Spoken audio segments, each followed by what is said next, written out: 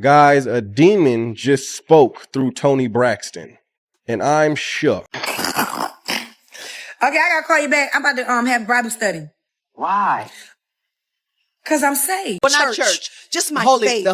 Because I'm a person that don't go to church. Right. Guys, a demon just spoke through Toni Braxton, and I'm After Tamar Braxton dropped a shocking revelation about her family, social media completely erupted. What started as her attempt to address old family conflicts quickly turned into something much darker. Tamar claims she uncovered her sister's alleged plot to lure her into a cult.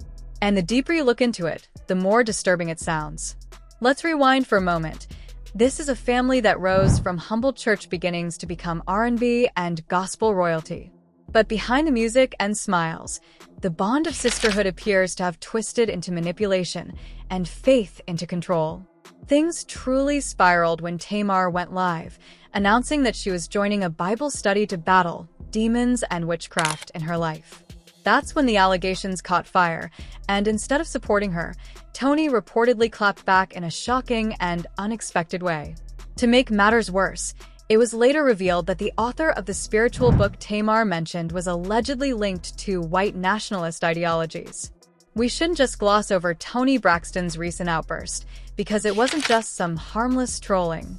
Toni took to the internet and publicly called out the entire Bible elite, while her sister Tamar was on her own spiritual journey, trying to reconnect with faith. That statement hit hard, especially coming from a family long recognized as church-rooted gospel girls.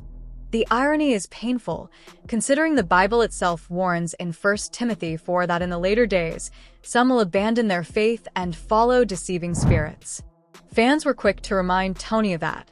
Many are now praying that she rediscovers the faith that their grandmother once held so dearly. Why was that? Because it's important to know the word.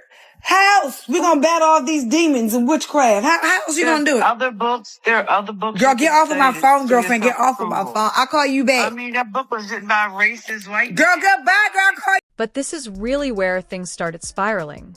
For months, Tamar had been hinting that she was battling something much deeper. Unseen forces trying to pull her into a world she never wanted to be part of. Observant fans began noticing strange symbolism surrounding her: animal prints, butterfly motifs, and the infamous one-eye imagery often linked to conspiracy theories about industry control and MK Ultra programming. They connected her shaved head breakdown on Big Brother and the eerie butterfly dresses to the idea of a spiritual initiation or awakening.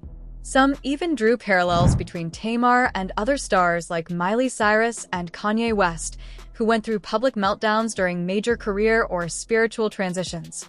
Tamar herself has admitted to experiencing a near-death blackout, an event she couldn't even recall afterward. That's when her fans became convinced she wasn't speaking metaphorically about demons. She was referring to something real and possibly people close to her. The idea that her own sisters might be on the opposite side of a spiritual war sent shockwaves through her fanbase. Then came the truly chilling part. A few weeks later, Tamar claimed she woke up lying in a pool of her own blood, missing a tooth, with zero memory of what had happened. Her supporters immediately began connecting the dots. Was this a setup? A warning? A punishment for speaking out? Tamar's hospitalization photos only deepened the fear that something darker was happening behind the scenes. When you combine the Braxton family's strict religious upbringing with Tamar's recent rejection of what she calls false faith, the situation looks far more sinister than simple sibling drama. Because let's not forget, faith wasn't just part of their lives. It was their lives. Their mother led the church choir, their father preached, and the Braxton sisters were raised under rigid spiritual rules. So when Tamar turned back to the Bible for strength, you'd think her family would cheer her on. Instead, Toni dismissed her efforts, going as far as to claim that the Bible itself was written by a racist white man. Fans were stunned. Here was Toni, a woman who built her foundation singing gospel before crossing into R&B, now publicly rejecting the very faith that shaped her, while her sister was crying out for spiritual protection. In her memoir, Toni even opened up about her strict religious upbringing. No pants, no movies, no secular music until she was 14. She admitted pretending to speak in tongues just to fit in and confessed that the pressure and guilt of that environment made her resent religion altogether.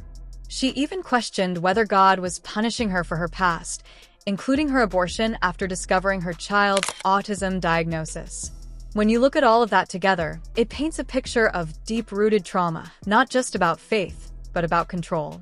That's why fans started to suspect that Tamar wasn't simply disagreeing with her sister. She might be exposing the very spiritual manipulation that's been haunting their family for years.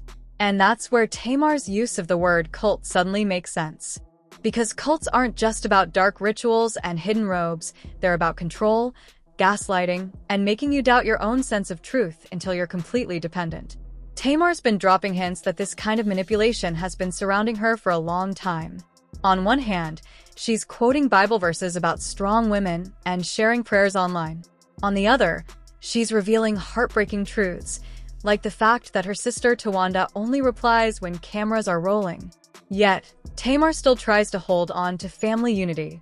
That contradiction is exactly what makes this entire situation so haunting. It's not just about faith versus fame, but about survival in a family torn between belief, control, and redemption. It's not just distance Tamar Braxton is describing, it's exclusion. That's exactly how someone is broken down and made to feel like an outsider within their own family. And the evidence backs it up. Toni reportedly ran a private blog where she allegedly posted veiled jabs about Tamar. Earlier this year, Tamar even accused her of gaslighting when Toni sent her what seemed to be an insincere birthday message.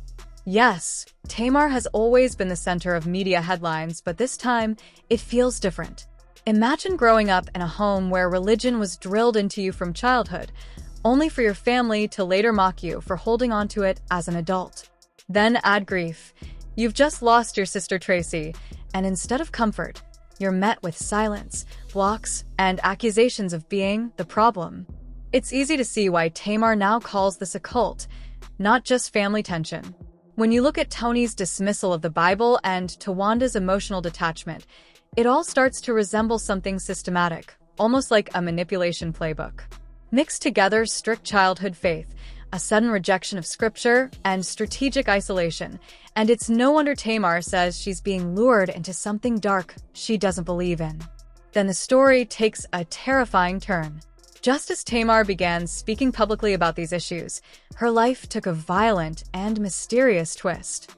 One moment, she was on Instagram Live discussing the Bible. The next, she woke up injured, bloodied, and missing teeth, with no memory of what had happened. What started as a story about faith and family suddenly turned into something that looked like revenge. On August 19th, Tamar shocked fans with an alarming Instagram story. She revealed she had been found lying in a pool of her own blood, suffering from a broken nose, missing teeth, and severe body pain. She admitted she had no recollection of the incident. Many fans were instantly reminded of her 2020 hospitalization after an apparent suicide attempt, but this time, it didn't look like medication or mental health was the cause. This time, it looked like violence. Whispers began circulating online. Tamar reportedly texted one of her closest friends, Funky Geneva, asking for a dentist's contact because she had lost multiple teeth. The message raised eyebrows. Why reach out to a dentist instead of a doctor, unless there was something more to hide?